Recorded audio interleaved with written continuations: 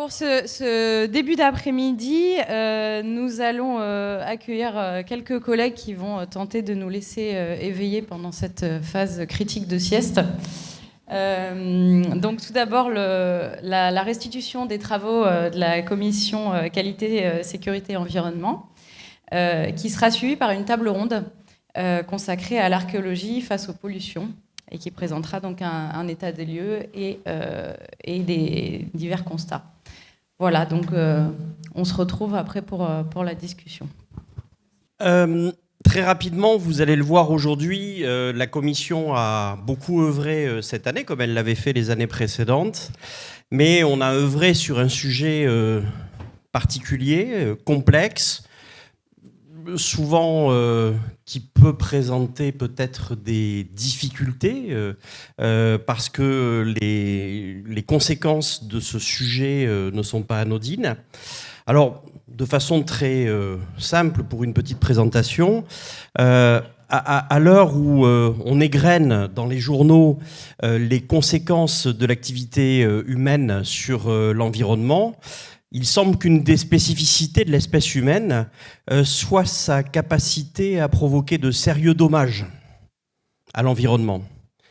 Et l'Anthropocène, c'est notre période, mais c'est aussi le sujet de vos travaux. Et donc, on va travailler sur les conséquences fâcheuses de cela, parce que l'archéologie préventive, donc, elle répond par essence aux besoins d'aménagement sur des occupations précédentes, et que la vertu environnementale qui caractérise l'humanité, notamment récente, évidemment, n'est pas optimale. Donc par leur nature ou par leur localisation, les opérations archéologiques qui sont conduites peuvent présenter des difficultés qui sont liées au contexte pollué. Donc vous le savez aujourd'hui, la table ronde qui sera tout à l'heure, qui va suivre, sera liée à ce contexte des pollutions principalement.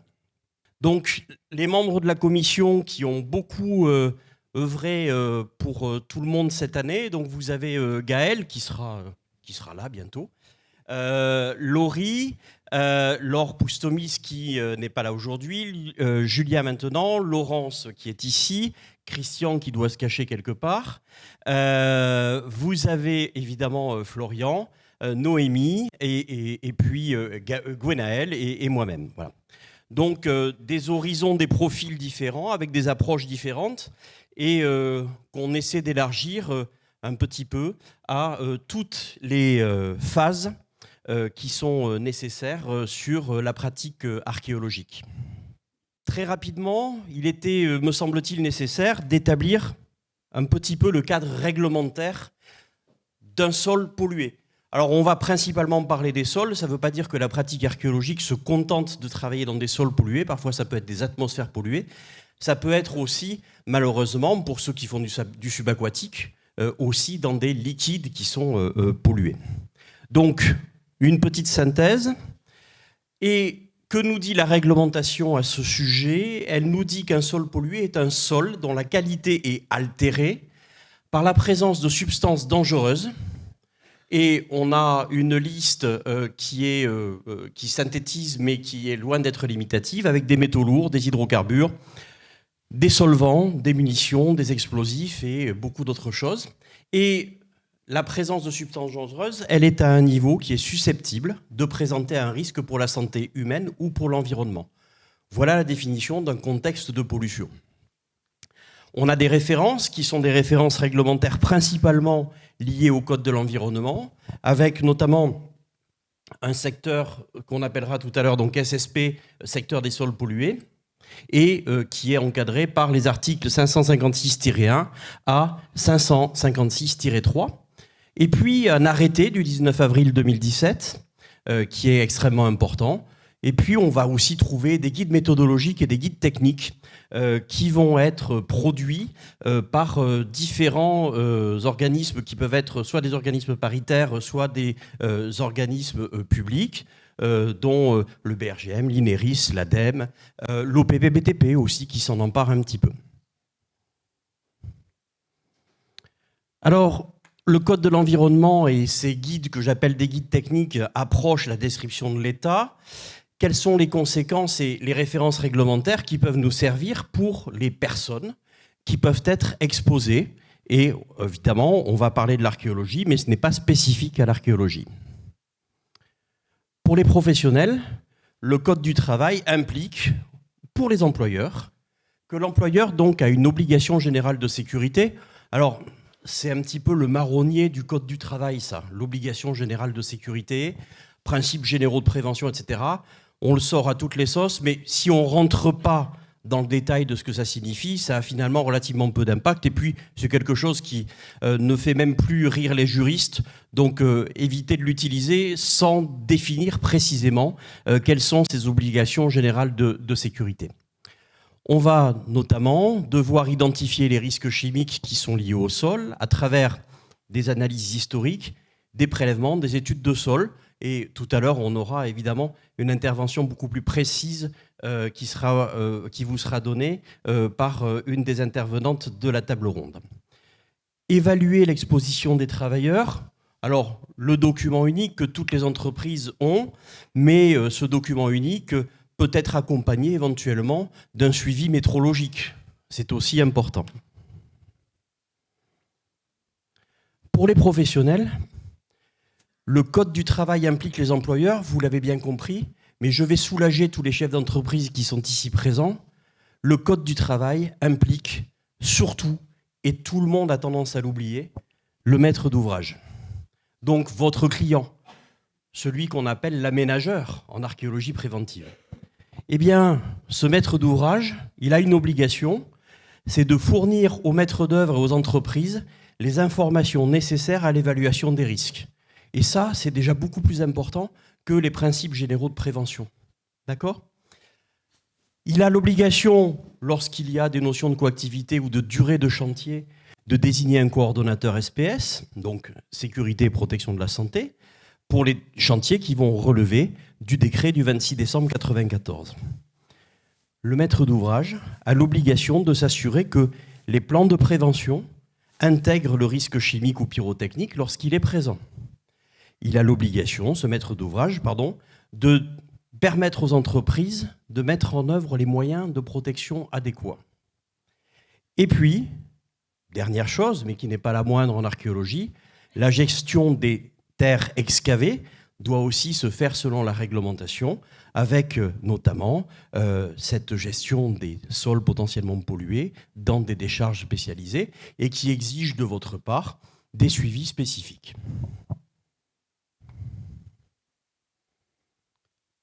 Le maître d'ouvrage doit tenir à jour la traçabilité des terres évacuées. Il doit conserver les rapports d'études et diagnostics pour la transmission éventuelle aux futurs propriétaires ou exploitants, parce que parfois, celui que vous appelez l'aménageur, le maître d'ouvrage, ne va pas être l'exploitant final du site qui est destiné à être un immeuble ou un parking, etc. Et puis, en cas de pollution résiduelle, ce même maître d'ouvrage a l'obligation de mettre en place un plan de gestion avec éventuellement des confinements, des servitudes d'usage et des suivis périodiques et toute autre méthode qui sera nécessaire à préserver la santé et la sécurité des personnes et des riverains. Il y a un cas particulier, mais qui sera un petit peu développé tout à l'heure. On peut trouver les terrains qui sont situés en secteur d'information sur les sols, SIS. Et donc, on a un décret qui date du 26 octobre 2015 qui dit qu'avant tout changement d'usage ou de travaux, le maître d'ouvrage doit réaliser ou faire réaliser une étude des sols démontrant que le futur usage ne présente pas de risque pour la santé.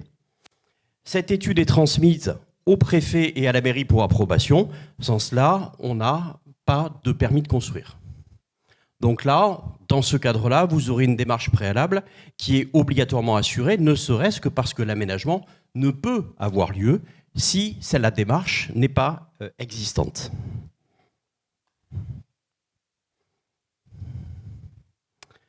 Alors, en archéologie, et j'en profite parce qu'on a ici présente toutes les parties, en archéologie, on a 3 parties. On va d'abord rencontrer le maître d'ouvrage. Donc il a, lui, le besoin d'utiliser son terrain et il devient juridiquement ce qu'on va appeler un responsable de projet. Et il faut vraiment que tous ici, vous ayez la notion de ce mot responsable. Quand on parle de responsable de projet, il a la responsabilité jusqu'à la destination finale du projet. On va avoir l'État, à travers le combiné DRAC-SRA, qui agit en tant que prescripteur et que l'on pourrait assimiler, pour en avoir discuté avec des juristes, à un assistant à maîtrise d'ouvrage pour la définition archéologique du projet. Je précise, soyez rassurés, on parle bien de la définition archéologique du projet. Enfin, il y a vous, les opérateurs, ici, et vous répondez au marché en tant que potentiel exécutant. Alors exécutant, c'est pas péjoratif, mais c'est quand même vous qui tenez les outils, qui êtes sur le terrain et vous exécutez des travaux pour le compte d'un maître d'ouvrage. Et donc, c'est lui qui tient entre ses mains les clés de votre sécurité, il en est le garant. Aux entreprises qui vont exécuter les travaux, de s'assurer que les clés ont été données correctement et avec les moyens nécessaires pour assurer la sécurité et la santé des salariés. D'accord ?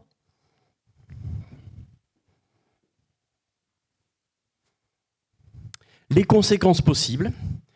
Alors, on parlait ce matin d'IA. Je vous rassure, la justice n'est pas encore saisie par l'IA. On l'utilise, l'IA, mais tant qu'il y a encore des magistrats, des avocats, des experts et tous ces auxiliaires de justice, c'est le signe d'une démocratie qui va à peu près bien, même si on peut la critiquer. Le jour où ça sera une IA qui s'en occupera, ce jour-là, on aura de grandes inquiétudes à avoir. Non pas parce que l'IA n'est pas compétente, mais parce que le facteur humain, comment le prendre en compte ?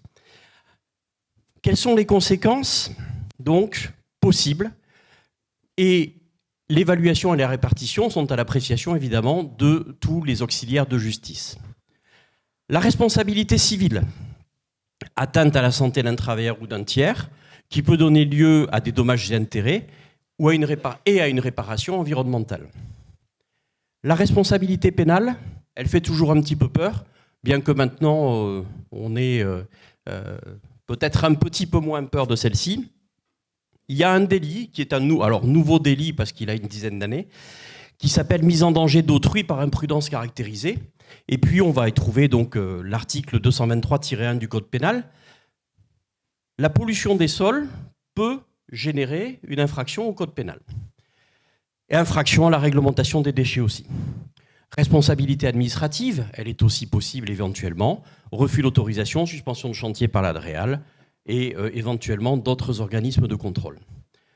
3 types de responsabilités qui sont des responsabilités juridiques. Et il y en a une qui n'apparaît pas ici, qui n'apparaîtra dans aucune des procédures judiciaires qui pourraient suivre une opération malmenée.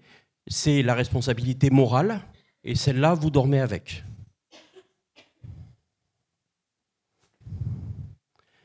Jurisprudence catégorielle. On a aujourd'hui effectivement des textes complémentaires qui viennent amender la jurisprudence dans le domaine de l'amiante. C'est plutôt bien connu, y compris dans les sols, je le précise, puisqu'on pense aux travaux du bâti. On va avoir les dérivés des hydrocarbures, BTEX et hydrocarbures aromatiques polycycliques, sur les enrobés. On va avoir des éléments qui commencent à être pratiqués d'un point de vue juridique sur la présence des métaux lourds. Par contre, il y a une règle de droit qui n'est jamais dite, mais cette règle dit que ce qui n'est pas mesuré n'existe pas. Et donc, le problème, c'est de déterminer tout ce que vous avez besoin de connaître, même si aujourd'hui, vous n'en disposez pas forcément des mesures à l'entrée de vos opérations. Et je vais donc laisser la parole à ma collègue Laurence. Merci beaucoup, Louis, pour ces informations très utiles. Moi, du coup, je vais vous parler des constats, donc des travaux de la commission. Donc, cette année, du coup, on a décidé de travailler sur les pollutions. C'est un thème tellement vaste, hein, vous vous en doutez bien, que bien évidemment, c'est la première année et c'est certainement pas la dernière sur laquelle on travaille sur ces sujets. Donc ici, on s'est dit que pour cette première année, on allait surtout faire un constat. Qu'est-ce qui se passe dans nos entreprises sur ces sites? Comment on les gère aujourd'hui? Quel type de pollution? Ce genre de choses. On travaillera sur des solutions peut-être plus tard. Du coup, pour faire ce constat, on a contacté nos collègues archéologues, logisticiens dans les entreprises adhérentes pour leur demander de nous faire des retours d'expérience écrits et illustrés, ce qui nous permet de partir sur une base de ce qu'on fait et des bonnes et des mauvaises pratiques. Ces retours d'expérience nous ont permis de créer des matrices de risques pour les risques qu'on a identifiés sur lesquels on a travaillé et de prévoir quelques éléments de protection. Donc là, moi, je vais vous présenter quelques risques. Alors, on n'a pas beaucoup de temps, ça va être très rapide et pas du tout exhaustif. Mais on va voir quelques risques, quelques maîtrises des risques, quelques solutions. Et ensuite, je partirai sur un début d'analyse très rapide aussi. Donc, le premier risque qu'on veut vous présenter, c'est le risque de produits phytosanitaires, des épandages. Alors, je pense qu'il n'y a aucun archéologue qui travaille sur le rural qui n'a pas été confronté un jour à ce genre de risque. Donc, un tracteur qui vient à côté de nous, qui ouvre ses ailes, qui épand du produit vert, on l'a tous vécu malheureusement, je pense. Le ministère de la Santé et du Travail dit que ces pesticides sont destinés à détruire des organismes vivants. Ils sont donc susceptibles d'avoir des effets sur la santé humaine et l'environnement. Leurs effets peuvent être immédiats ou sur le long terme. Donc cette matrice des risques qu'on a créée, elle se compose comme ça. Elle sera la même pour tous les risques qu'on va vous présenter. Donc je ne vais vraiment pas la développer, mais juste pour vous dire, donc, ça comporte les éléments impactés, les menaces, les types d'impact, les responsabilités. On a aussi voulu travailler sur la fréquence et le niveau de gravité d'après ce qu'on peut voir dans nos DURP. Sachant qu'ici, on n'a fait aucun chiffrage cette année. C'était un peu compliqué. Mais vraiment, c'est un des objectifs des prochaines années, c'est de faire des chiffrages de combien de chantiers pollués on a dans nos entreprises, quel type, ce genre de choses. Donc, on va sûrement venir vous voir pour avoir ces données-là. Donc, pour les éléments de protection, donc vous voyez, on a fait quelques ressources. Je ne vais pas m'étendre, hein, vraiment. Je vais juste parler un tout petit peu du délai de rentrée. Donc, pour les phytosanitaires, il existe ce qu'on appelle un délai de rentrée qui est légiféré par la loi, le Code rural et pêche maritime, qui dit qu'il est interdit aux personnes de pénétrer dans les lieux où il y a eu des épandages. Alors, elle dit combien de temps? Elle dit que sans disposition prévue par les décisions d'autorisation de mise sur le marché des produits qu'on épand, il est minimum de 6 heures. Donc, si le produit il n'est pas si dangereux que ça, on a déjà 6 heures en air fermé, 8 heures en ouverte. L'inverse, 6 heures en ouverte, 8 heures en fermé. Si en plus il se compose d'un élément qu'on peut voir ici, on passe sur des délais de 24 à 48 heures. Donc il faut avoir ces données en tête. On passe aux hydrocarbures, hein, je vous ai dit c'est un peu rapide. Donc vous voyez ça, c'est une pollution qui nous impacte très fortement. Vous pouvez voir les photos. Hein. Donc même matrice des risques, ici elle est légèrement plus développée.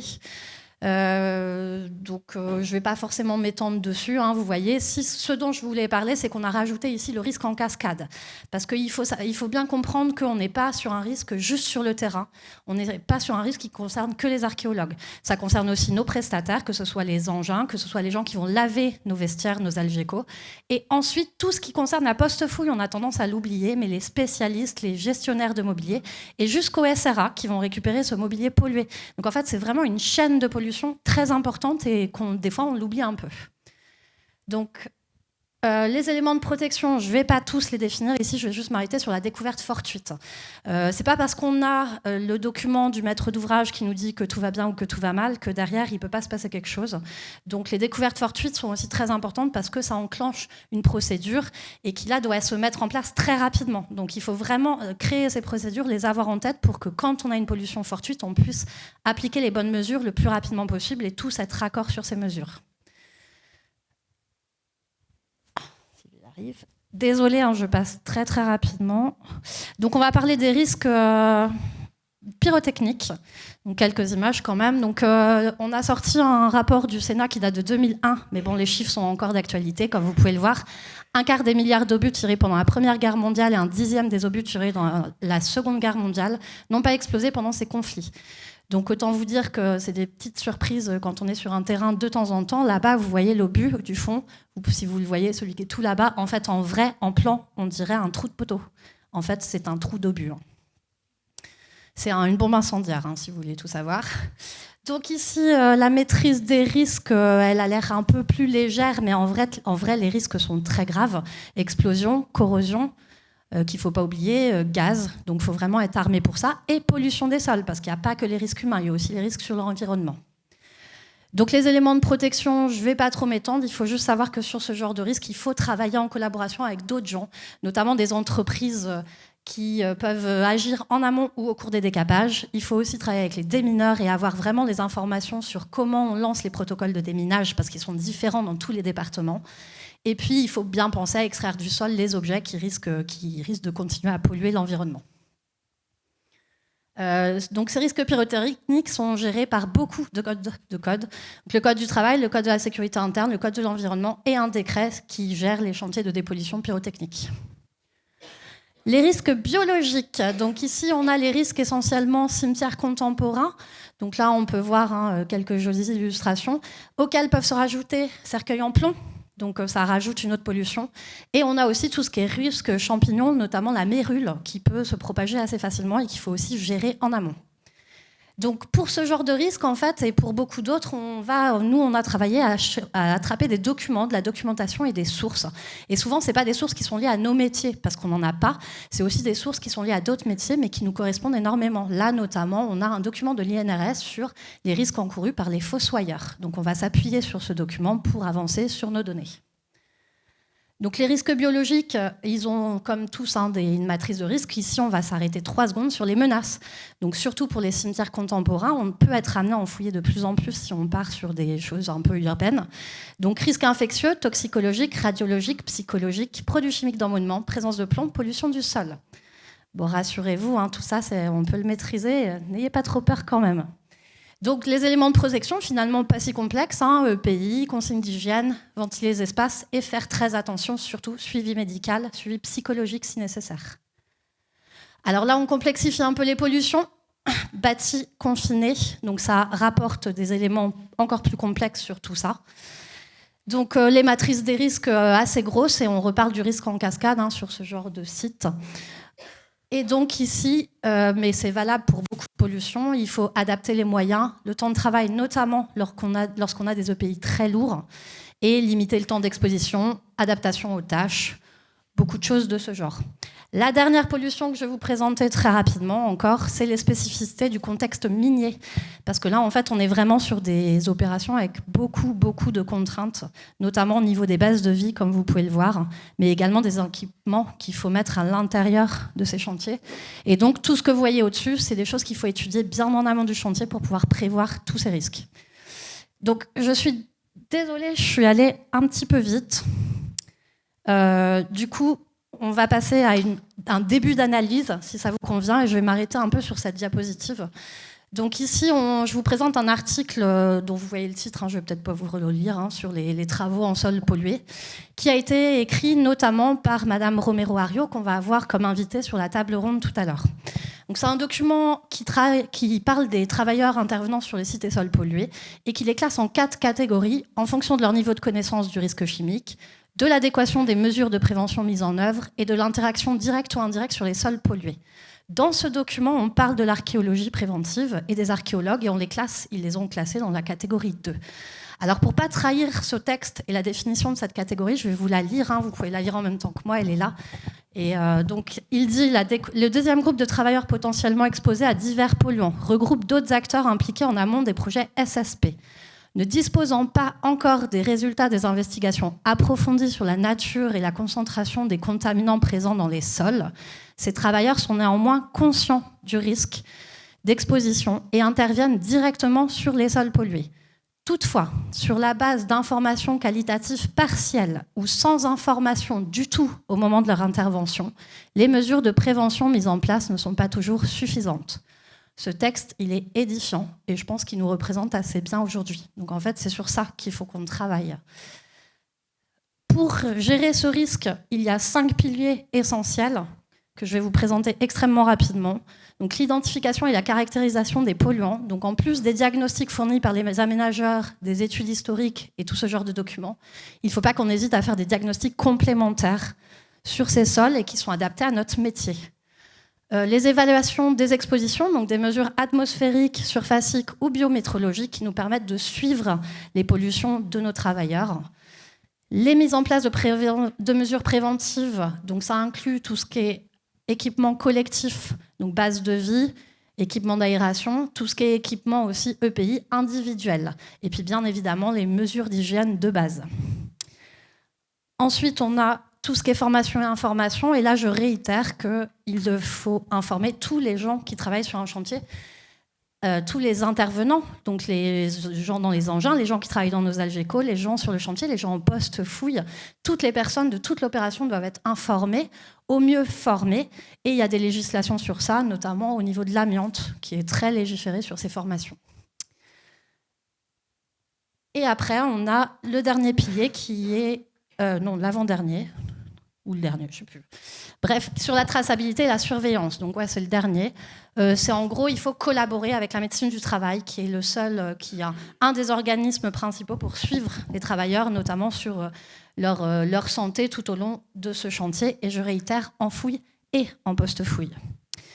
Donc, maintenant qu'on a ces piliers, des mesures d'hygiène un peu rapides, mais qui permettent d'éviter l'exposition des travailleurs, en tout cas de la minimiser. Donc là, c'est pareil, je vais aller vite. L'organisation de la base de vie, une zone propre, une zone sale, la propreté et l'entretien des bâtiments, bien évidemment, il faut que tout soit clean. L'hygiène des mains, ça semble logique, mais l'hygiène, c'est vraiment ce qui est le plus important. Et puis les pieds, là, on voit un lave-botte. Hein. L'interdiction de fumer, manger et boire sur les zones contaminées, bien sûr. Les vêtements de travail et EPI, donc adaptés aux pollutions, mais également adaptés à la personne. On en parlait tout à l'heure, le port d'EPI lourd peut être aussi compliqué. Donc il faut vraiment l'adapter. Alors là, vous voyez une tenue complète, il lui manque juste les lunettes pour qu'elle soit entièrement protégée. La gestion des déchets souillés, parce que bien évidemment, ce genre de chantier, on a plein de pays qu'il faut jeter. On a aussi de l'eau pour laver le matériel, pour laver le mobilier. Cette eau, il faut qu'elle soit traitée. Tout doit être bien suivi en traçabilité, notamment aussi par le maître d'ouvrage qui peut nous aider. Bien évidemment, prévenir les blessures et les chutes, parce que ce serait aggravé sur ce genre de sol. Et on en a déjà parlé, la surveillance atmosphérique, notamment dans les endroits confinés. Et prévenir les risques biologiques en cas de fouille dans ce genre de contexte. Donc en fait, nous, on a collecté énormément de données sur ces informations. Donc on n'a pas complètement fini cette étape, mais c'en est une où on a un petit peu avancé pour mieux comprendre ce qui se passait et comment l'améliorer. Et donc pour finir, on a mouliné tout ça dans une IA, parce que nous aussi, on s'est dit qu'on pouvait le faire. On lui a fait à peu près confiance, pour le coup. Et elle nous a sorti une phrase qui va être notre conclusion. Donc merci l'IA. L'importance de la prévention, de la formation, de la conformité réglementaire et de la collaboration entre les différents acteurs est récurrente à travers toutes les sources. Voilà, je vous remercie. Alors on a la chance aujourd'hui d'accueillir deux personnes qui ne sont pas de la FEMAP, mais qui sont de tout cœur avec nous.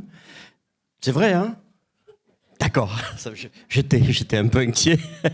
Donc, on vous présentera le groupe dans quelques minutes. Je voulais aussi dire une chose, c'est que la SDA donc, a ouvert un groupe de travail qui réunit l'ANACT, qui réunit le SNPA, qui réunit l'INRAP et la FEMAP. J'ai oublié personne ? Non, tout le monde y est. Et donc qui a le projet de réaliser un guide méthodologique lié aux pollutions. Donc dans les temps qui viennent, il y aura certainement un temps relativement long, parce que c'est un problème qui touche tout le monde. Et puis, je voulais aussi vous remercier, l'ANACT, ici présente, Caroline, mais parce que les travaux initiateurs, je dirais, de cette recherche sur le travail en milieu pollué, vous l'avez vraiment sacrément débroussaillé. C'est vrai, hein ? Si. Et puis, on a ici l'appui d'Anita, donc INRS, et elle va nous expliquer plein de choses qui vont être tout à fait passionnantes. Alors, je vous propose que vous allez vous présenter. Donc, Caroline, à vous. Merci beaucoup pour l'invitation. On est effectivement ravis de venir parler de ce sujet au nom de l'ANACT, même si c'est mieux d'avoir des sujets plus légers que la pollution. Et puis voilà, moi je suis là au nom de l'ANACT parce que pour l'ANACT, j'ai organisé un webinaire sur la pollution en 2023 qui avait rassemblé beaucoup de monde et posé beaucoup de questions. Et puis, en tant que chef de service du service archéologique des Ardennes, où on a un petit peu de pollution et on a surtout la chance d'avoir une toxicologue industrielle dans notre service de santé au travail. Et c'est pour ça qu'en fait, on a pu travailler efficacement assez vite. Bonjour, merci. Selim Djouad, et je suis donc archéologue de formation et comment on dit, je sais même plus, préventeur, pardon, préventeur en santé et sécurité au travail pour ADES. Donc c'est à ce titre que j'interviens aujourd'hui. Bonjour, je suis Gonelle Pétuya, je suis gestionnaire des archives de fouilles pour EVA dans l'agence de Rennes et je suis membre depuis très peu de temps du groupe qualité, santé, sécurité. Non, pardon. Merde, c'est quoi déjà ? Je viens de rentrer très récemment dans le groupe. Bonjour, donc Anita Romero-Ario, effectivement je travaille à l'INRS, donc Institut National de Recherche et de Sécurité pour la prévention des accidents du travail et des maladies professionnelles. Donc moi je travaille dans un pôle qui s'appelle expertise et conseils techniques et dans le pôle risque chimique. J'ai eu l'occasion en fait de traiter des assistances pour des entreprises, pour des archéologues et notamment pour ADES. Et je crois que c'est comme ça que vous m'aviez repéré, enfin vous aviez repéré en tout cas l'INRS pour sa capacité à pouvoir aider les entreprises lorsqu'elles ont des questions de santé et de sécurité au travail de manière générale. Et là, en l'occurrence, c'était une question sur le risque chimique dans une situation de travail d'archéologue en archéologie préventive sur un site pollué. Voilà. Bonjour. Donc, je tiens à remercier aussi les organisateurs et la commission QSE qui m'a permis de rejoindre cette table ronde. Donc, moi, je suis Gaëlle Soulard, je suis logisticienne chez ADES. Et voilà. Bien, merci. Vous avez pu voir la diversité de nos intervenants et l'intérêt commun qui est posé dessus. Alors, on sait qu'on ne va pas tout débroussailler aujourd'hui, donc on va poser les grandes questions. On a interrogé les différentes entreprises et en échangeant avec les salariés des différents services, il s'est avéré qu'on avait des questions un petit peu récurrentes. Et donc, je vais vous demander au fur et à mesure de nous aider à comprendre comment on peut se comporter face aux problématiques qui sont ici présentes. Et la première chose, par le biais de l'ANACT, il y a une petite différence par rapport à ce que font les opérateurs privés en archéologie préventive qui n'interviennent pas en phase de diagnostic. Donc vous avez une particularité dans un service départemental qui est celui de parfois pouvoir intervenir en phase de diagnostic. Et donc, nous, qui venons parfois après vous, on a besoin de savoir comment vous, qui êtes en première ligne, vous pouvez anticiper quelle est votre approche pour anticiper la présence de polluants. Alors, la première réponse, c'est peut-être on va éviter de paniquer. Jusqu'ici, tout va bien. Jusque-là, ça va. Jusque-là, ça va. La réalité d'un diagnostic, c'est qu'on espère le diagnostic parfait avec un aménageur très bien disposé et une transmission d'études de sol pour savoir un peu où on met les pieds littéralement au niveau de la pollution. C'est pas si fréquent que ça. Tout d'abord parce que l'aménageur ne fait pas forcément cette étude, donc quand il l'a pas, il peut pas nous la transmettre. Et puis on s'est rendu compte aussi qu'on n'a pas souvent, on n'avait pas souvent l'habitude de systématiser cette demande et d'insister sur ce risque pollution. Donc c'est une habitude qu'on a prise, on s'est forcé à la prendre, réclamer une étude de sol, lui dire que si elle est nécessaire, ça serait quand même beaucoup mieux qu'il la fasse avant notre propre intervention, qu'on sache où on met les pieds. Et puis quand on est en milieu rural, parler du risque de pollution phytosanitaire. Et c'est tout simple, il suffit d'expliquer à un aménageur qu'en cas d'épandage, on se retirera pendant 48 heures à ses frais. Et en général, on n'a jamais ce problème. Il ne prend pas le risque. Donc voilà, on a doublé avec des courriers pour les exploitants pour vraiment travailler quasiment sur de la pédagogie, expliquer qu'il y a des risques et qu'on ne veut pas que nos agents subissent ces risques. Et ça, c'est un message qui est souvent bien entendu. Et de fait, ça va de mieux en mieux. On a même maintenant des exploitants agricoles qui viennent nous voir en amont pour savoir où on est, sur quelle parcelle, pendant combien de temps, ce qui n'arrivait pas avant. Donc voilà, la pédagogie et prévention, ça marche. Et quand on n'a rien et qu'on a une découverte fortuite en diag, là, il faut avoir des habitudes, des bonnes habitudes, et à nouveau, ne pas hésiter à signaler et se retirer du chantier le temps qu'on mette en place les choses. Il n'y a rien de pire que quand on nous remonte une idée en disant « Ah, mais ce diag, en fait, il y a eu un épandage. » Vous ne l'avez pas signalé, vous êtes resté sur place. Donc voilà, mais ça, c'est à nouveau de la pédagogie. Alors là, pas vis-à-vis de l'aménageur, mais vis-à-vis des archéologues, parce qu'on n'a pas forcément ce réflexe, parce qu'on n'a pas été habitué. Et voilà, c'est un problème comme un autre. On le fait remonter et on le traite aussitôt. Donc voilà, l'avantage, entre guillemets, du diagnostic pour des fouilles derrière, c'est que si tout va bien, s'il y a une pollution et qu'elle est visible, repérable, on a déjà mis le nez dedans. Et donc, quand on arrive à la phase de fouille, on peut espérer qu'elle soit connue. En vrai, ça, c'est dans mon idéal. On a aussi des pollutions qui arrivent en fouille. Anita, pour ce sujet-là, donc, on a entendu le mode opératoire d'approche qui est exercé dans un service qui pratique le diagnostic. Est-ce que vous pouvez nous rappeler un petit peu le cadre réglementaire, notamment avec ces histoires d'études historiques, de diagnostic pollution, c'est-à-dire quels sont les préalables que l'on devrait avoir? Alors, tout d'abord, le maître d'ouvrage, qui a un projet d'aménagement, de construction sur une ancienne friche, il a l'obligation, en fait, de passer par un bureau d'études spécialisé qui doit faire une étude préalable qui, si elle montre qu'elle a des pollutions, devra conduire à un diagnostic approfondi, de manière à pouvoir fournir ces éléments en vue d'obtenir son permis de construire ou son permis d'aménagement, ou voilà. Et ensuite, en fait, ces documents, ils ont pour objet d'être transmis, bien entendu, ensuite à tous les opérateurs qui doivent intervenir sur le site, de manière à ce qu'ils aient la connaissance, en fait, des contaminants qu'il y a sur les sites, et de manière à ce que ces intervenants puissent mettre en place les mesures de prévention adéquates. Mais ça implique également les obligations du donneur d'ordre. Donc le donneur d'ordre, face à une pollution, devra mettre en place des moyens communs, comme des bases-vie, par exemple, qui soient adaptés pour tous les intervenants qui vont être amenés à véhiculer sur ce site, intervenir, dotés de sanitaires, dotés de douches, dotés d'eau qui soit de qualité consommable, d'eau potable, pour pouvoir se laver, pour pouvoir se doucher, pour la vie du chantier, et éviter de transporter en fait des contaminations par ailleurs. Si le diagnostic en fait préalable fait par le bureau d'études spécialisé montre qu'il n'y a pas de pollution, dans ce cas-là, il y aura une levée et en théorie, on peut intervenir sans qu'il y ait forcément de diagnostic derrière plus approfondi qui soit réalisé.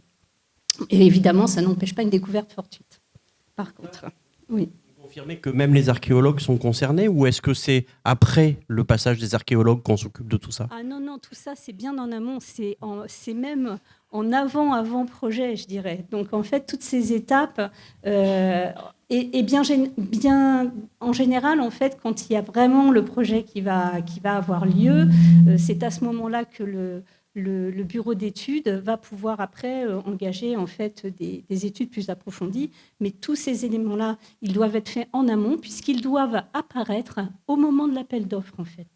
Et donc les répondants à l'appel d'offres, ils doivent avoir la connaissance en fait du fait que c'est un site pollué dès qu'ils vont y répondre, ce qui va peut-être orienter leur choix de répondre ou de ne pas répondre par ailleurs. Qu'est-ce qui fait qu'un aménageur va avoir la présomption d'une pollution sur le terrain qu'il souhaite aménager? Quel est aujourd'hui, dans le schéma de fonctionnement d'un maître d'ouvrage, le moment où il se dit là, je suis au milieu des champs, je ne risque strictement rien, et donc, a priori, peut-être, je n'ai pas besoin de faire une étude, ou, parce que vous nous parlez de friche, on entend une friche industrielle, pour nous, c'est une évidence, mais parfois, on peut être au milieu des Ardennes, certainement, dans des zones où, a priori, c'est très bucolique, mais le sol ne l'est peut-être pas. Alors, normalement, c'est au travers justement du système d'information sur les sols, s'il y a un site qui a pu être identifié au travers en fait de ce système d'information sur le sol, qui regroupe en fait l'ensemble des anciennes bases de données, notamment Basias, Basol, qui ont identifié en fait, soit par les pouvoirs publics, soit dans le cadre de situations accidentelles, des sites en fait qui sont contaminés. Alors, on peut dire que surtout en France, on est très consommateur, je crois, de pesticides et de mauvais produits, mais que la plupart en fait, des interventions qui vont avoir lieu en milieu rural, c'est alerte rouge. Donc, normalement, on ne devrait même pas se poser la question. De fait, on devrait considérer qu'il y a une contamination possible. Donc voilà. Bon, après, le donneur d'ordre en a conscience, pas conscience, je ne sais pas. Mais en tout cas, le bureau d'études sur lequel il doit s'appuyer, lui, il doit en avoir conscience.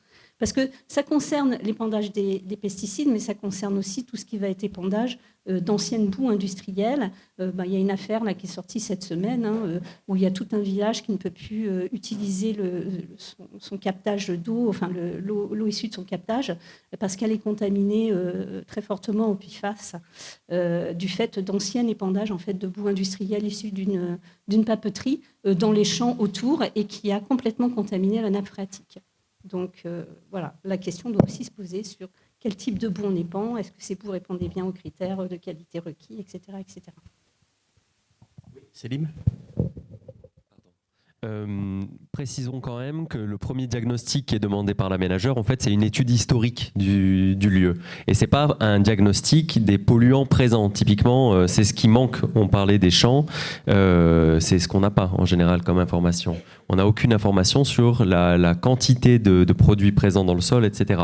Mais le diagnostic va être négatif d'une certaine manière, parce qu'on va généralement considérer, enfin le bureau d'études va généralement considérer qu'il n'y a pas d'industrie polluante, il n'y a pas eu sur ce site d'industrie polluante, et donc le site n'est pas pollué. Mais c'est là où il faut bien dissocier deux choses, c'est la réelle pollution du sol et ce qui sera considéré comme un site potentiellement pollué et où on va mettre en place des mesures, on en parlera, mais supérieures. Donc des fois, il y a un vrai biais en fait, d'analyse, c'est qu'on se dit là c'est pollué, on met tout en place, peut-être même des fois trop, mais on met en place des combinaisons, des masques, etc. etc., etc. Et sur les autres sites, on a des gorées qui lèchent la céramique et puis qui mangent sur site et qui fument sur site. Donc on a trop gros différentiel en fait, alors qu'il faudrait considérer systématiquement les sites comme pollués. Pour interagir avec toi, aujourd'hui, ça signifie, on a parlé de sites en milieu rural, on imagine que des sites en milieu urbain, évidemment, il y a peut-être une attention qui est plus soutenue parce qu'on peut imaginer que potentiellement il y a des pollutions anciennes, enfin, en tout cas des 2 derniers siècles depuis l'ère industrielle. Donc, est-ce que dans vos pratiques, que ce soit les différents opérateurs, mais qui sont représentés ici avec ADES, EVA et vous aussi au service départemental des Ardennes, est-ce qu'aujourd'hui, il y a le réflexe de se dire je suis en zone urbaine ou périurbaine, d'entrée de jeu, je vais prévoir des choses, et en campagne, finalement, si on n'a pas l'attention qui est attirée dessus, on va y aller sans trop de préalable, ou comment ça se passe dans la réalité de votre approche ? Dans la réalité, est-ce que vous m'entendez ? Oui. Dans la réalité, il y a quand même une moindre attention actuellement. Et donc, nous, on essaye, en tant que préventeur, on essaye de pousser tout le monde à faire plus attention à ces pratiques. Alors après, il faut dissocier deux choses. Il y a ce qui doit être fait en termes d'attention, mais on ne peut pas mettre des combinaisons sur tous les... Il ne faut pas non plus rendre notre métier impossible à pratiquer.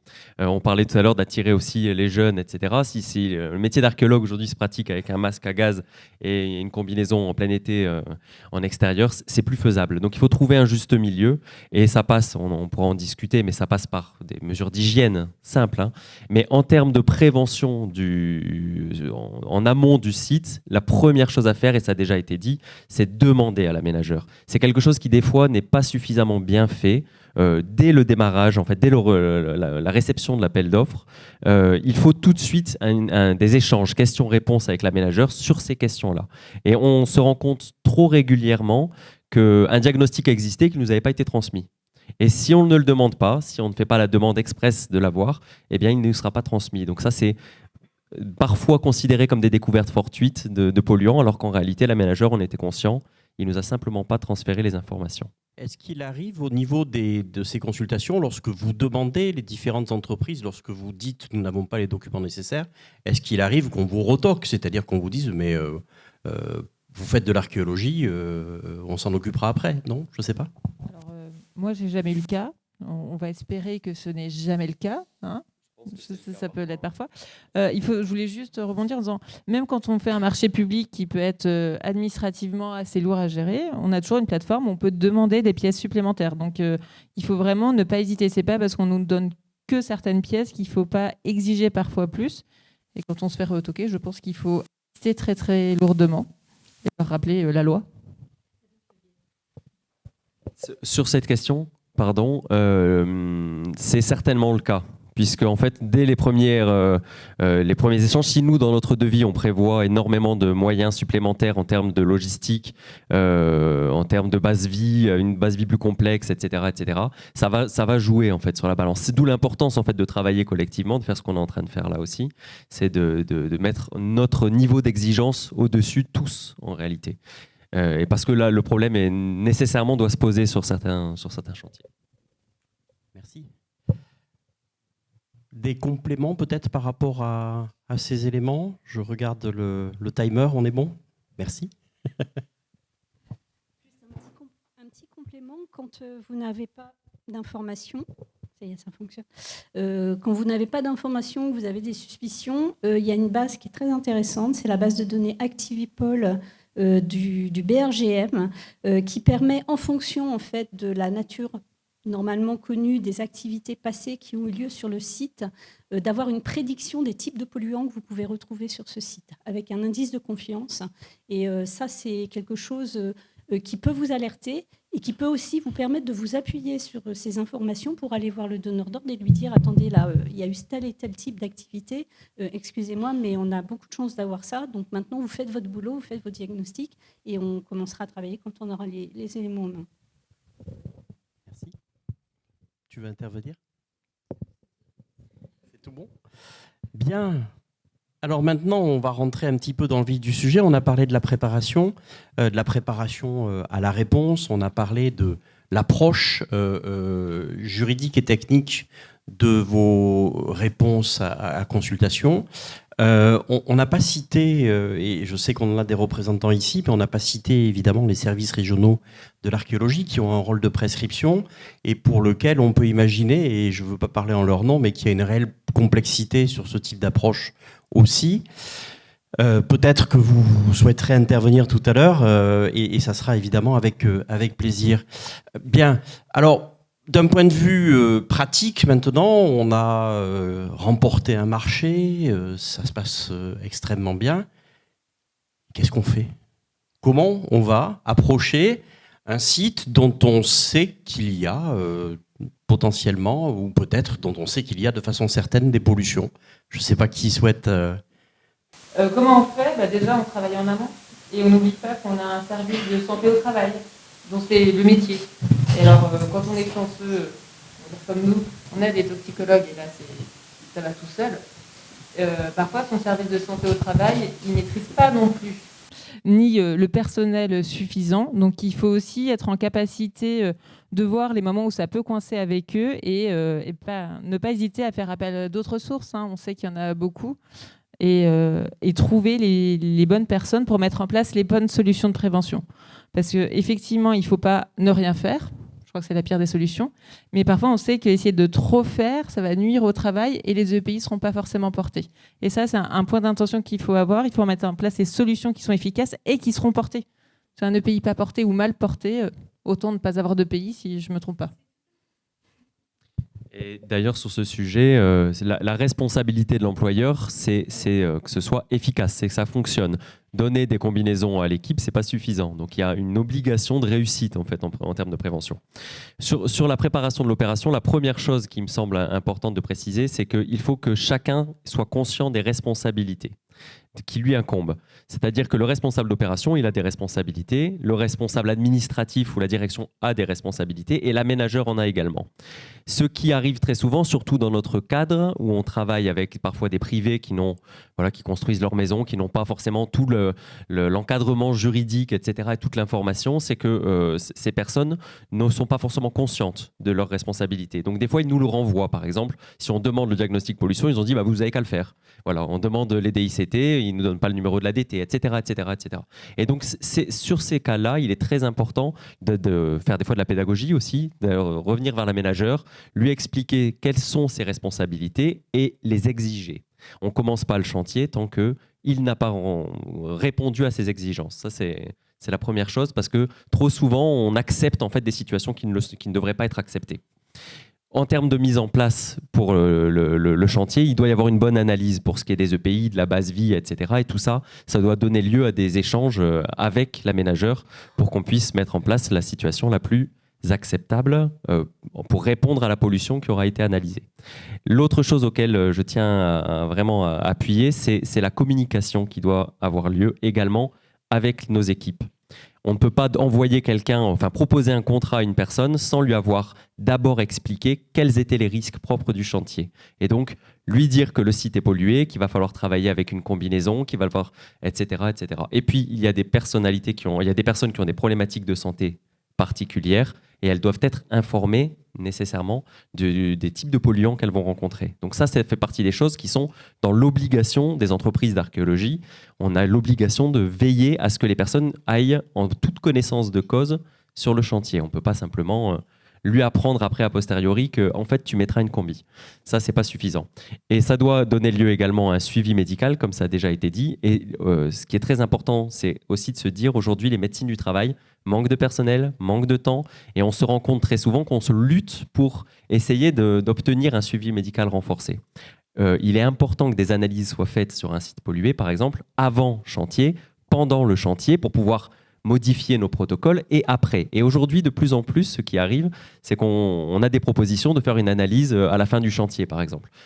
Ils gagnent un certain nombre de rendez-vous, mais enfin, ça n'a aucun intérêt pour nous de dire, bon ben voilà, tu as du plomb dans le sang, mais on ne sait pas d'où ça vient. Donc ça n'a aucun intérêt. Donc il est important de bien veiller effectivement à ce suivi médical également. Je voudrais juste rebondir sur ce que tu viens de dire au sujet des particuliers. D'un point de vue juridique, j'ai pu en échanger avec des confrères. Aujourd'hui, lorsque vos entreprises interviennent auprès de particuliers qui ne sont pas des maîtres d'ouvrage professionnels, donc dans le cadre du Fonds national d'archéologie préventive notamment, vous avez un devoir qui n'est pas que celui de l'exécutant en archéologie préventive, mais qui est celui de l'assistant à maître d'ouvrage, c'est-à-dire que en quelque sorte, vous vous substituez, et vous n'avez pas toutes les compétences forcément pour le faire, mais en tout cas, pour votre partie, vous vous substituez à la maîtrise d'ouvrage pour prendre les décisions adéquates. Mais prendre les décisions adéquates, c'est aussi, malgré tout, être en capacité de les communiquer, d'en communiquer les raisons et d'en communiquer les conséquences. Donc, ça ne se limite pas à dire « on va faire comme ça », mais c'est « on va faire comme ça pour telle raison » et voilà ce que ça peut rajouter. Cela étant, et toujours en droit français, cet aspect du particulier qui n'est pas un maître d'ouvrage professionnel, malgré tout, il en conserve une grande part de responsabilité, mais il n'en a pas la conscience. Donc il faut quand même rappeler cela. Voilà, merci. Gaël. Les deux fonctionnent, je crois. Ah. Non, c'était pour rebondir du coup sur les moyens qui sont mis en œuvre au cours du chantier, notamment sur la base vie, là, pour aborder vraiment l'aspect logistique et aussi les équipements de protection individuelle. Donc ça, c'est un travail qui est réalisé bien en amont, comme on le disait, au moment de la réponse à l'appel d'offres. Et c'est un travail qui est aussi collaboratif, donc où on a justement, il ne faut pas hésiter à solliciter différents interlocuteurs, notamment donc l'INRS. Nous, c'est comme ça, via le site internet, la plateforme, le formulaire de contact, qu'on a pris contact avec vous pour être conseillé. Il y a un travail aussi qui est réalisé avec nos préventeurs santé-sécurité, mais également avec la CARSAT qui s'est rendue aussi disponible à l'écoute, avec lesquels on a validé les protocoles en amont. Voilà, donc là, je pense à un chantier pollué aux hydrocarbures et aux métaux lourds, et qui nous ont conseillé justement sur les EPI les plus adaptés, sur la base vie à mettre en place, et tout ça, c'est à prendre en considération au moment de l'appel d'offres, parce qu'il y a quelque chose qu'on n'a pas signalé, mais ça a un impact aussi sur le coût de l'opération. Donc mettre en place ces mesures de protection collective, il faut qu'elles soient adaptées, mais il va falloir aussi adapter la méthodologie, et on ne l'a pas abordé, mais aussi le temps de travail des opérateurs, le port de ces EPI. ça entraîne une fatigue supplémentaire, donc des temps de pause plus récurrents, avec des durées de pause aussi plus importantes. Et tout ça, ça doit être planifié, voilà, aussi au moment de la réponse de l'appel d'offres. Voilà, c'était des précisions. Concernant la CARSAT, notamment l'INRS, il faut vraiment faire appel, il ne faut pas hésiter à faire appel à eux parce qu'ils peuvent être un soutien énorme, notamment quand on se retrouve face à un aménageur qui réfute complètement ce qu'on lui demande concernant les mesures de prévention à mettre en place. Et souvent, c'est malheureux, mais les coordonnateurs sécu ne nous soutiennent pas particulièrement. Donc je pense qu'il y a un certain nombre de personnes ici qui ont des exemples en tête. On est des fois face à un coordonnateur sécu qui travaille clairement pour le compte de l'aménageur et qui va à l'encontre en fait de ses obligations sur ces questions. Donc lors de réunions, on s'est retrouvé souvent à être plutôt soutenu par les personnes de la CARSAT ou de l'INRS qui, là pour le coup, nous apportaient un soutien extrêmement utile parce que sinon on était seul face à un mur, quoi. Oui, tout à fait. On a ces opérations. Alors, vous venez plutôt de parler quand même des opérations sur lesquelles on prévoyait qu'il y avait une pollution, c'est-à-dire qu'on anticipe. Malheureusement, parfois, il y a la découverte dite fortuite. Cette découverte fortuite, elle peut se réaliser parce qu'on va trouver une tâche particulière, des odeurs particulières sur le terrain, en tout cas quelque chose qui va donner un indice. Et là, comment on y va ? Tant qu'on n'a pas identifié, on n'y va pas. Okay. Donc on fossilise en quelque sorte l'endroit sur lequel la pollution apparaît. Alors, sur une fouille, on va dire que si c'est une découverte fortuite, ce n'est pas 100% du décapage qui est concerné. Donc je pense qu'il y a tout à fait et assez facilement des solutions pour se consacrer à des parties qui ne sont pas violettes et puis prendre référence ou encore une fois, prévoir en amont et insérer une petite clause dans la convention, dans le contrat, en disant qu'en cas de découverte fortuite, on va se retirer et que voilà, c'est clairement dit, c'est clairement prouvé et c'est pas grave. Enfin, des chantiers qui prennent quelques jours de retard dans la construction en général, il y en a un certain nombre. Quand c'est pour protéger les gens, je pense que tout le monde peut le comprendre. Est-ce que vous prévoyez dans ces clauses que l'arrêt de chantier est à la charge de l'aménageur, qu'il ne peut pas prévoir de pénalité de retard, etc. Est-ce que vous rentrez dans ce détail-là ? Il vaut mieux, hein. Sinon il va nous faire payer. Parfait. Non, mais voilà, c'est important effectivement de rappeler qu'il faut impérativement tout écrire et que les pièces soient écrites pour la gestion de ce type d'événement. Juste, c'est valable pour tous les types de découvertes fortuites, que ce soit des pollutions, des munitions, un réseau qui n'est pas au bon endroit. C'est la même approche qui doit être réalisée. Merci infiniment pour cette info. Il y avait encore un point dessus, donc on a parlé des pollutions prévisibles ou non prévisibles. En tout cas, à un moment, vous allez potentiellement vous retrouver avec des terres souillées. La gestion de ces terres souillées. Ça dépend de par quoi elles sont souillées. Est-ce qu'on est face à des matériaux amiantés ou pas ? Donc, si je veux m'en sortir simplement, je dirais juste ça dépend. Mais c'est peut-être pas suffisant comme réponse. Dans tous les cas, il faut que ce soit pris en charge. Il faut qu'il y ait une réflexion qui soit menée. C'est de la même façon que pour tout autre problème. On parlait des découvertes fortuites de pollution. Il ne faut pas rester seul face à ça. En général, le RO ne doit pas rester seul et ne pas prévenir forcément sa direction. Il faut qu'il y ait un point qui soit fait, qu'on discute avec l'aménageur, que tout ça soit discuté. Pour les terres polluées, c'est la même chose. On ne sait pas, il faut savoir. Donc, elles doivent souvent être envoyées dans des décharges contrôlées, spécialisées, qui coûtent plus cher aussi. Le choix de l'aménageur, c'est souvent de réenfouir sur site. Donc, elles sont stockées, bâchées, puis elles sont remises. Mais en tout cas, leur stockage, la manière dont on va les gérer, ça doit être pris en charge, ça doit être réfléchi. Notre responsabilité, là, est engagée. On ne peut pas simplement... En fait, tout ce qui se passera sur le terrain implique notre responsabilité à un moment ou à un autre. On sort les terres, il faut qu'on ait une réflexion sur ce qu'on en fait.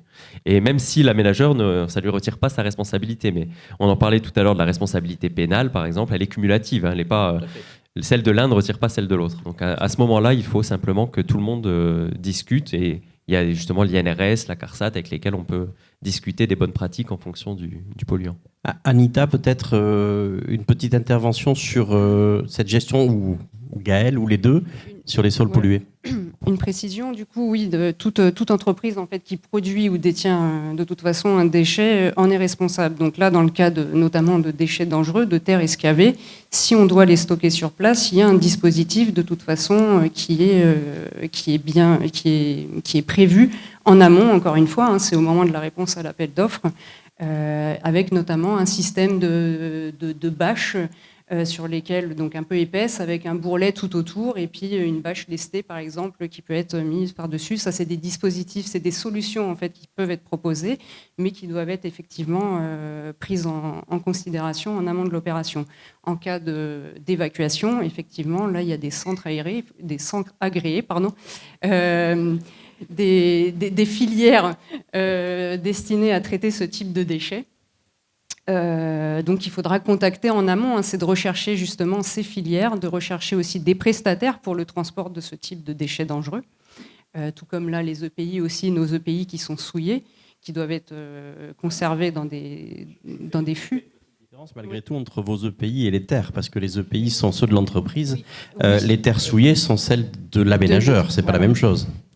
Cependant, ils nous demandent aussi de les... Enfin, c'est inclus en tout cas dans notre prestation. On doit gérer l'acheminement en tout cas en centre agréé. C'est peut-être juridiquement un peu plus gênant, peut-être... En fait, les terres, déjà, dès lors où elles restent sur le site, ce ne sont pas des déchets. Elles ne deviennent des déchets que lorsqu'elles sortent du site. Voilà. Et en plus, le producteur, en fait, ça va être l'aménageur, ça va être le propriétaire en fait, du terrain. À l'inverse des déchets qui sont générés pour les besoins de votre activité, donc les EPI qui vont être souillés, qui vont également être des déchets dangereux et qui devront être entièrement gérés par vous. Et là, c'est vous qui êtes le producteur en fait, de ces déchets-là. Donc oui, il y a des petites nuances, mais bien souvent, effectivement, la gestion même des terres ou des déchets sur les sites du producteur. Le producteur, il n'est pas... ça peut être un gros financier, ça peut être... Voilà, donc c'est pas lui-même qui va aller gérer toutes ces parties-là. Donc il en délègue en fait la gestion, soit aux entreprises de travaux qui vont intervenir, ou, d'après ce que je comprends, également aux archéologues quand vous avez des fouilles. Il en délègue la réalisation, mais il n'en délègue pas la responsabilité. Exactement, tout à fait. D'ailleurs, les bordereaux de suivi de déchets dangereux, le producteur reste l'aménageur. Donc, sur la traçabilité, c'est bien lui. Après, l'entreprise peut être détentrice, donc un petit statut à part, puisqu'elle en a la gestion, effectivement, après, pour le suivi. Mais il garde sa responsabilité jusqu'au bout. Merci pour cette précision. On va passer... On a répondu à une fouille, on a réalisé donc une opération sur le terrain. Et Gwenaëlle, plus particulièrement, je pense qu'on va s'adresser à toi. La gestion du mobilier, la gestion d'un mobilier qui est potentiellement pollué. Comment ça se passe ? Je vais essayer de ne pas dire de bêtises comme le nom du groupe de travail. Du coup, ce que je voudrais mettre en lumière quand même, c'est qu'il n'existe pas de protocole national qui aurait pu nous être fourni par les DRAC et SRA. J'ai bon espoir qu'il y en ait un qui soit créé avec le groupe de travail auquel tu fais partie. Mais du coup, ça va plutôt être des cas par cas. Et ce qui n'est pas étonnant parce que, comme on l'a dit, il existe différents types de pollution. On va avoir les pollutions pyrotechniques, chimiques et organiques. Et ça va également dépendre des mobiliers qui ont affaire à ces pollutions externes ou des mobiliers qui ont qui ont une pollution intrinsèque à ces objets.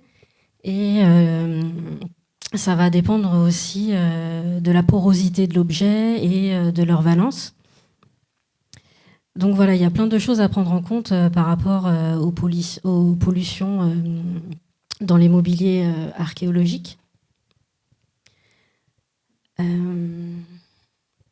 On a par contre quand même des choses qui ressortent assez régulièrement, c'est-à-dire qu'il faut le signaler. Là, on parlait de communication, il faut que les personnes qui vont l'étudier ou le stocker plus tard dans les dépôts des SRA soient au courant que ces objets peuvent être pollués. Donc là, sur la diapositive, vous avez un exemple d'étiquette avec les pictogrammes qui peuvent indiquer ce genre de mobilier. Et je crois, Gaëlle, c'est le PACA. On a reçu un nouveau protocole du SRA PACA cet été qui mentionnait justement d'identifier les bacs de mobilier pollués à l'aide d'une étiquette. Alors je crois que c'est de couleur orange de tête. Donc on voit bien que quand même il y a ces questions-là qui commencent à émerger au sein des services régionaux d'archéologie et qui posent du coup question, et donc des mesures ou en tout cas au moins des identifications de pollution qui doivent être mentionnées et dans les inventaires et identifiées sur les bacs. Et il y a aussi la dimension des mobiliers qui sont retrouvés sur les terrains pollués. Donc effectivement, on peut avoir des diags et des tests qui nous montrent que les sédiments sont pollués, mais il ne faut pas oublier de faire des analyses sur le mobilier en lui-même pour voir si lui aussi il a été atteint par les pollutions. Et dans un autre genre d'opération, on a les chantiers de collection où les caisses de mobilier ont parfois traîné pendant très longtemps dans des lieux plutôt approximatifs où il peut y avoir des bactéries, des moisissures. On parlait des champignons qui ont pu se développer et qui peuvent même mettre en danger les équipes. On a aussi des bâtiments où, par exemple, la toiture était en amiante. Il y a plein de poussières qui sont tombées sur les bacs. Parfois, dans nos cahiers des charges, on va devoir nettoyer ces bacs. Donc, il faut qu'on soit au courant de si on met en danger nos équipes quand on intervient dans ce genre d'opération. Pour la question des guides, il faut à nouveau pas hésiter à aller voir ailleurs. La Fédération des conservateurs-restaurateurs a fait un guide, par exemple, sur l'amiante. Ils ont souvent le problème. Donc, il y a des choses disponibles, mais après, souvent, c'est un petit peu éparpillé. Et je pense qu'une des grosses parties du travail du groupe en cours avec la sous-direction de l'archéologie, ça va être de simplifier cette recherche et voilà, de savoir à un endroit où trouver toute la documentation. Du coup, ça me permet de rebondir. Effectivement, ils ont créé plusieurs dossiers qui sont très complets avec des fiches qui récapitulent un peu tous ces dossiers si vous voulez les lire plus rapidement. Je parlais des mobiliers qui sont eux-mêmes, qui peuvent eux-mêmes être dangereux. Donc ça, c'est connu quand même depuis plusieurs années. Donc là, Laurence parlait des sarcophages en plomb. Donc le plomb, quand il va s'oxyder, il va créer des sels de plomb qui sont sous forme de petites poudres blanches et qui sont très toxiques pour l'humain. Donc voilà, on est déjà au courant qu'il y a plusieurs mobiliers qui vont être dangereux pour la santé, et donc on a quand même effectivement des protocoles, donc des mises sous vide, ce genre de choses qui sont déjà mises en place. Je me souviens plus de quel LCRA il s'agit, mais on a il y a dans un dépôt une armoire, en fait, une armoire forte, où ça va être des mobiliers dangereux qui sont conditionnés spécialement. Concernant les SRA, on voit quand même une évolution en ce moment avec des prescriptions déjà de fouilles où ce risque est cité, où le protocole de fouille est demandé de prendre en compte ces éléments-là. Et on le voit aussi avec ce que disait Gaëlle, donc l'apparition de ces demandes. En tout cas, il est important pour les équipes de penser à la post-fouille. Ça a été dit tout à l'heure, mais on fait un protocole de suivi renforcé pour les gens qui vont aller sur le terrain. Je vais rajouter quelque chose sur le terrain, mais il faut penser aux pélistes ou aux pelleurs en fonction d'où vous venez, aux équipes également de terrassiers qui travaillent avec vous. Ils sont souvent, et en visite sur site, on peut s'en rendre compte, le responsable d'opération, la responsable d'opération prévient son équipe, et au sens, les archéologues. Et souvent, les terrassiers ne sont pas prévenus des risques qu'ils vont rencontrer sur le site. Tout risque confondu. On ne parle pas à part peut-être les réseaux qui peuvent être cités, mais sinon tous les risques du chantier et la pollution comprise. C'est pas normal de voir une équipe en combi devant des pélistes qui ne le sont pas.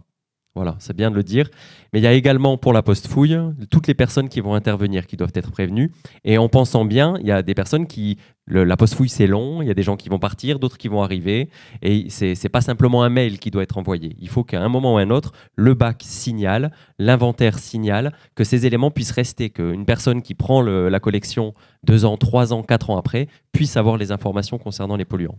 Et ça demande également aux équipes qui travaillent en post-fouille et sur les mobiliers, peut-être de faire évoluer leur protocole, parce qu'on voit rarement peut-être encore des gens avec des combinaisons dans nos labos, mais il y a des choses qui doivent être réfléchies en tout cas là de ça, sur ça, puisqu'il n'est pas normal que quelqu'un qui sorte le mobilier soit en combi et la personne qui le lave ne le soit pas, quoi.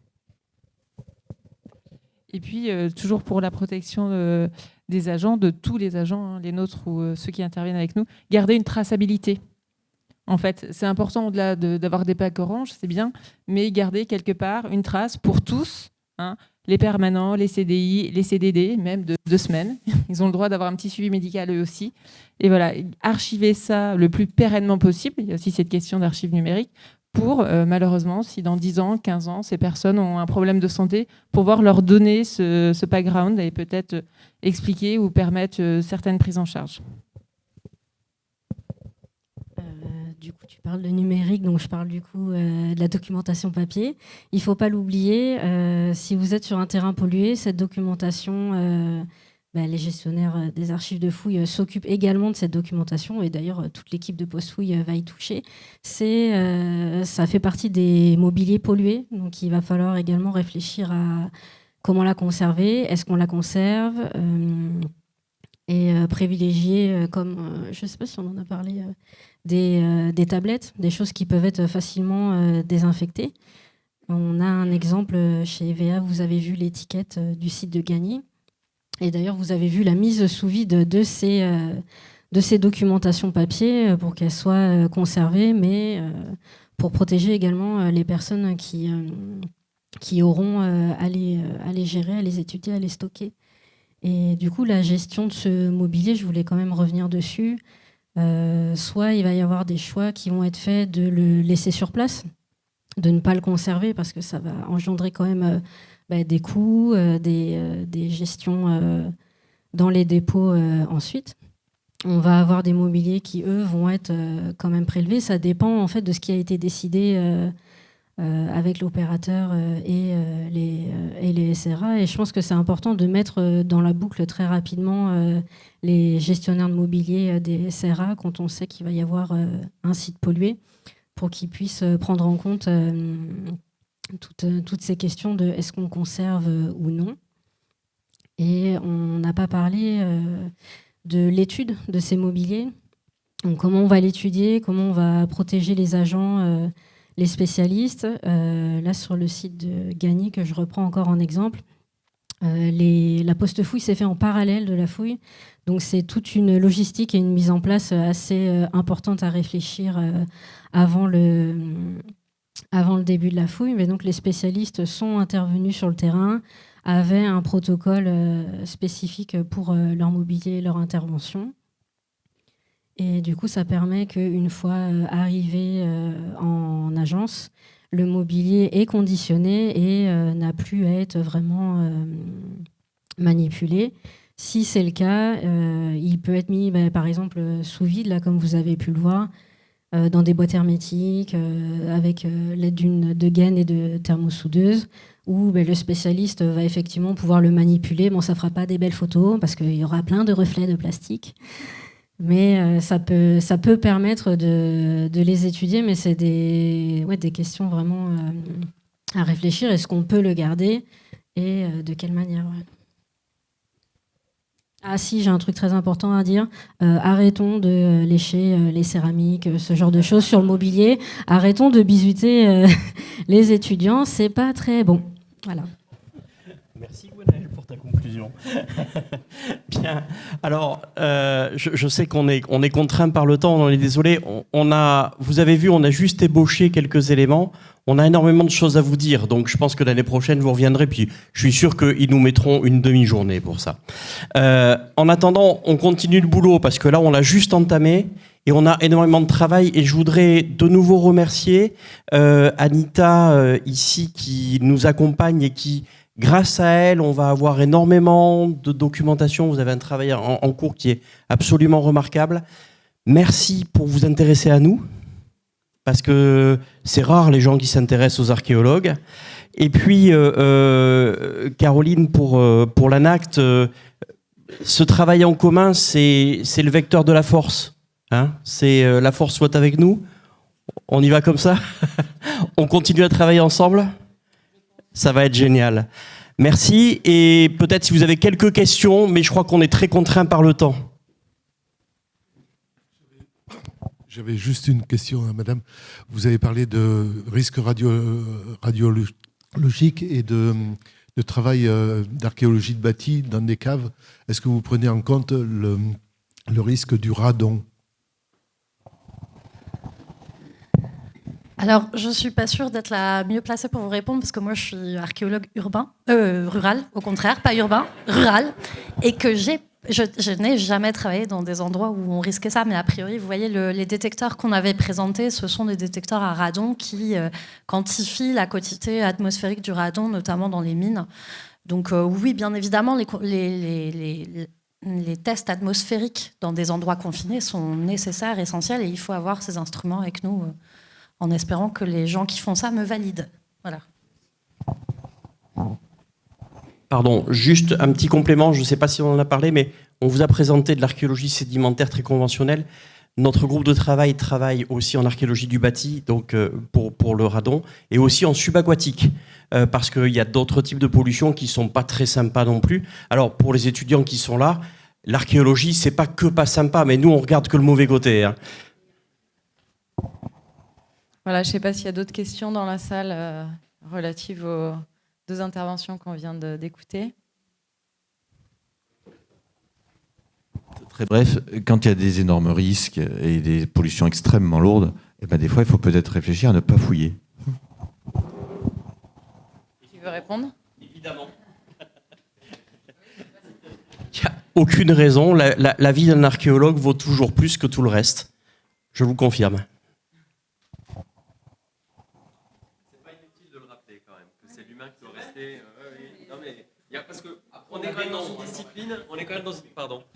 On est quand même dans une discipline où parfois, et alors ça change, on voit que le monde évolue de l'archéologie, mais parfois le scientifique prend le dessus. Et alors quand c'est le scientifique, on le comprenait, alors il ne faut pas. L'humain doit passer avant, quoi qu'il arrive. Et si c'est si intéressant à fouiller, on peut mettre en place des choses. Mais on ne peut pas intervenir, c'est le cas pour tous les risques. Systématiquement, il y a toujours cette envie de dire oui, mais là, c'est vraiment, oui, c'est dangereux, ouais, mais bon, là, c'est hyper intéressant. C'est hyper intéressant. Si c'est si intéressant, on trouve des solutions. Mais on ne fait pas les choses n'importe comment. Ça, c'est la première chose. Et ensuite, des fois, les archéologues ont la tentation pour le beau. On a parlé pour les photos de ne pas vouloir mettre en place des mesures de prévention pour des questions esthétiques ou alors de faire des travaux qui sont dangereux pour des questions esthétiques. Et une belle photo, ça ne justifie pas de mettre en danger les gens.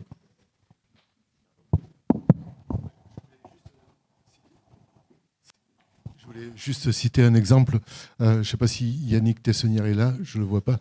Donc, on a refusé un chantier qui à mes yeux, méritait d'être fouillé, mais donc il y a des murs qui risquent de s'écrouler sur les archéologues, et donc le SRA n'a pas prescrit de fouilles, mais à notre grand regret. Voilà.